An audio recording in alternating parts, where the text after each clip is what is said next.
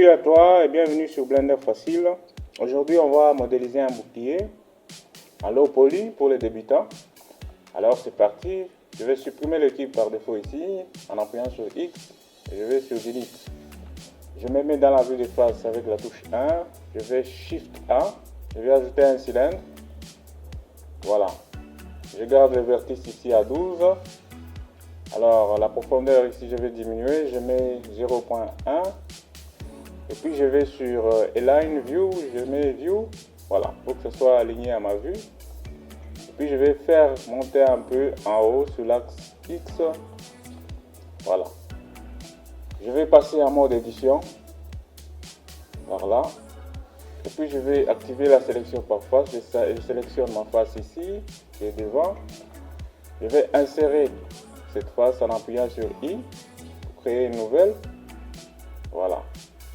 Je vais déplacer un peu sur l'axe de Y, comme ça, voilà. Je vais encore insérer I, voilà. Puis j'appuie sur S pour diminuer la taille. Encore un peu, je déplace sur l'axe de Y, voilà, pour former la partie devant du bouclier. Par après, je me mets dans la vue de face, j'appuie sur S, X. Je vais diminuer la taille en X, voilà, un peu comme ça.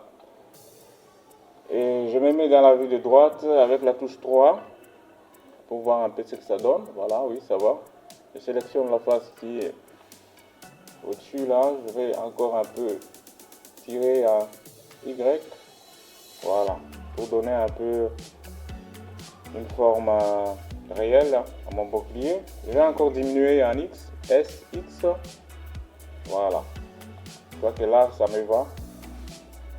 Alors, cette fois-ci, je vais sélectionner la face qui est cette face ici. Je rentre en mode édition. Je sélectionne X. Je sélectionne cette face. Je fais insérer. Voilà, je vais créer une nouvelle. Voilà, je le fais déplacer un peu à l'intérieur. Voilà. Alors, là, j'ai quand même une forme de base.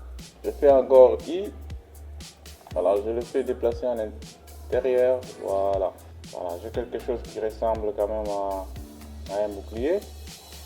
Alors ici, je vais faire CTRL R, je vais ajouter un loop cut ici. Voilà. Et puis je vais sélectionner toute cette ligne de face ici. Voilà. Puis je vais extruder un peu. J'appuie sur E, Y. Voilà. Pour donner un peu de volume là. Voilà. C'est ça. Je crois que là, ça me va. Voilà, j'ai quand même une forme très simple, en low poly. Alors, je me mets dans la vue de derrière ici, des bacs. Alors, je vais placer mon curseur là. Je vais cliquer sur l'outil de déplacement du curseur. Ici, je mets le curseur là. Et je vais ajouter un cube. Shift A, cube. Voilà, je vais le diminuer. Je vais diminuer la taille pour former le manche par là, en X. Je me mets dans la vue de droite. Je fais S, Y. Je tire un peu là. Alors, je rentre en mode édition. J'ajoute deux coupures là. Voilà, je vais les déplacer jusque là. S, Z. Puis je vais sélectionner deux faces. Je vais activer la transparence ici. Je vais sélectionner mes deux faces qui sont là.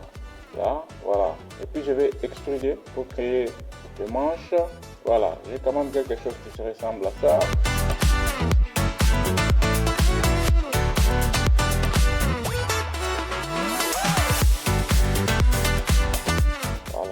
Je crois que là, j'ai mon bouclier très simple.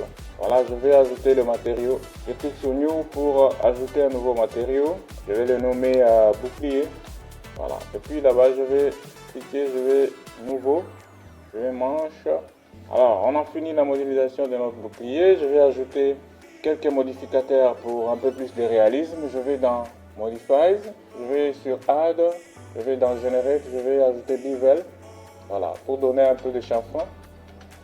Ça donne quand même un effet de réalisme. Par après, je vais lisser un peu mes faces avec clic droit. Vous allez sur Shade Auto Smooth pour essayer de lisser un peu les faces. Alors là, on a quelque chose de très intéressant. Alors, on va passer à modéliser notre deuxième objet. C'est le lance. Je fais Shift, Je vais ajouter toujours le cylindre. Voilà.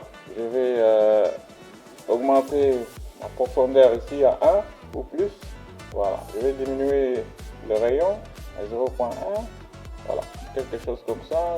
Voilà. Je peux déplacer le côté pour voir mieux.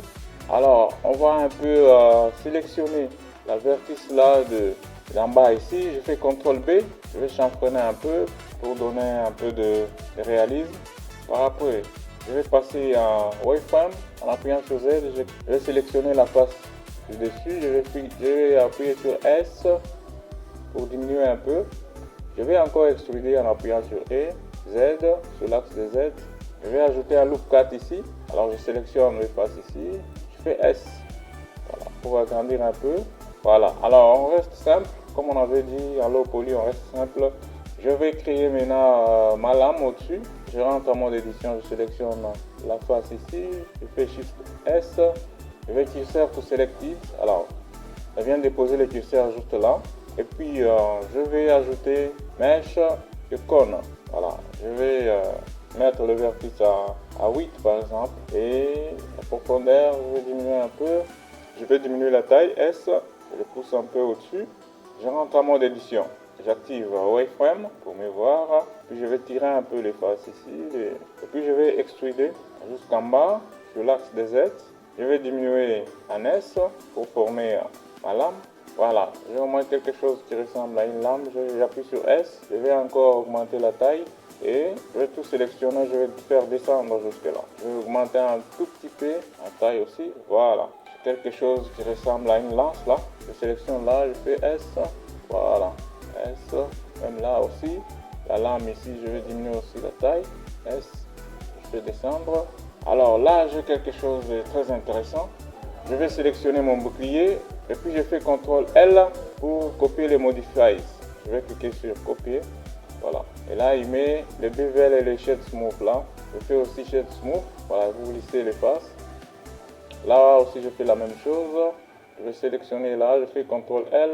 Alors, vous voyez qu'on vient de modéliser simplement notre bouclier et notre lance. Pour la seconde partie ici, on va créer une texture pour les deux objets